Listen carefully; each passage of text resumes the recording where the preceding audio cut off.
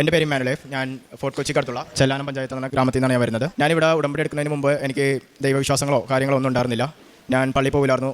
മതത്തിനെതിരെ എല്ലാത്തിനെതിരെയും എതിരെ സംസാരിച്ചുകൊണ്ടിരുന്ന വ്യക്തിയായിരുന്നു ഞാൻ. പക്ഷേ കഴിഞ്ഞ കുറച്ച് ആളുകൾക്ക് മുമ്പ് സാമ്പത്തികമായിട്ടും അല്ലാതെ ഞാൻ മുഴുവനായിട്ട് തകർന്നൊരവസ്ഥയിൽ ഞാൻ ഇവിടെ വരികയും എൻ്റെ അമ്മ പറഞ്ഞിട്ടാണ്, അമ്മച്ചി പറഞ്ഞിട്ടാണ് ഞാൻ ഇവിടെ വരുന്നത്.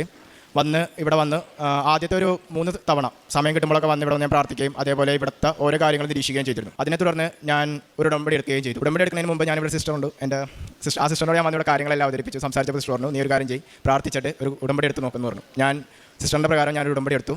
ഉടമ്പടി എടുത്ത് കൃത്യം 1.5 മാസത്തിനുള്ളിൽ എനിക്ക് ഞാൻ ആഗ്രഹിച്ച വിദേശത്തേക്കുള്ള എൻ്റെ ജോലി പെട്ടെന്ന് തയ്യാറായി. അതിന് മുമ്പ് വരെ ഞാൻ ആ രാജ്യത്തേക്ക് ഒട്ടനവധി അപേക്ഷകൾ അയച്ചിട്ട് ഒരെണ്ണം പോലും സ്വീകരിക്കുകയുണ്ടായിരുന്നില്ല.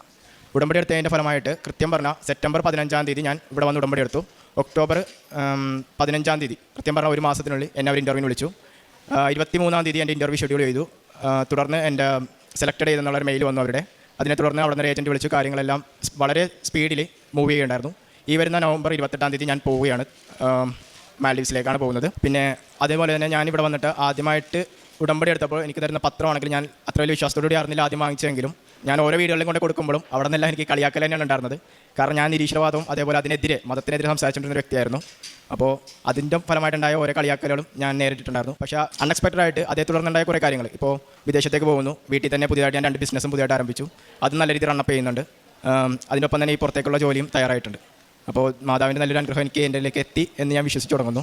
ഇനിയും തുടർന്ന് നാട്ടിൽ വരുന്ന സമയത്ത് ഇവിടെ വരികയും പ്രാർത്ഥിക്കുകയും ചെയ്യും. ഉടമ്പടി എടുത്തതിനെ തുടർന്ന് ഞാൻ ഇവിടെ വന്നിട്ടാണ് കുമ്പസാരിക്കുകയും അതേപോലെ തന്നെ നാട്ടിലുള്ള പള്ളിയിൽ പോയി കുർബാന കൂടുകയും ചെയ്തിരുന്നത്. അപ്പോൾ ഏകദേശം ഞാൻ പറഞ്ഞില്ലേ, എനിക്ക് ജീവിതത്തിൽ ഞാൻ നിരീശ്വരവാദം പറഞ്ഞു നടന്നുകൊണ്ട് പള്ളിയിലോ കുർബാന സ്വീകരിക്കലോ അതുപോലെ കുമ്പസാരമോ ഒന്നും ഉണ്ടായിരുന്നില്ല. ഏകദേശം ഒരു വർഷം 2-3 വർഷത്തിന് ശേഷമാണ് ഞാൻ ഇവിടുത്തെ കുമ്പസാരം ഞാൻ സ്വീകരിക്കുന്നതും പള്ളിയിൽ വീണ്ടും പോകാൻ തുടങ്ങുകയും ചെയ്തത്. അതേപോലെ തന്നെ മറ്റുള്ളവരും ഇതിലേക്ക് വരത്തക്ക രീതിയിൽ എന്നെ കൊണ്ട് പറ്റുന്ന രീതിയിൽ ഞാൻ പ്രവർത്തിക്കുകയും ചെയ്യും.